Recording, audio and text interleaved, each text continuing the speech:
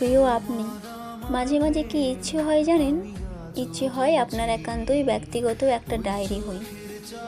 আমি নামক সেই ডায়েরির প্রতিটা পাতায় লুকিয়ে থাকুক আপনার সুখ দুঃখ, ভালো লাগা খারাপ লাগা, আবেগ অনুভূতিগুলো।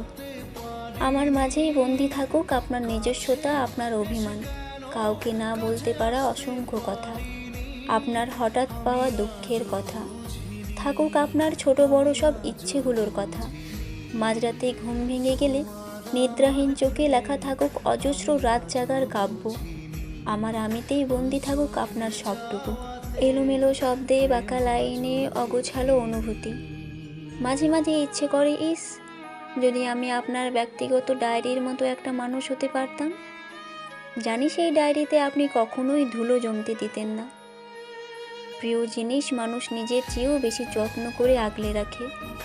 আচ্ছা, আমি নামক প্রিয় মানুষটাকে আপনি কি খুব যত্ন করে আগলে রাখতেন, নাকি অযত্নে অবহেলায় ফেলে রাখতেন বুক শেলফের অজস্র বইয়ের ভিড়ে?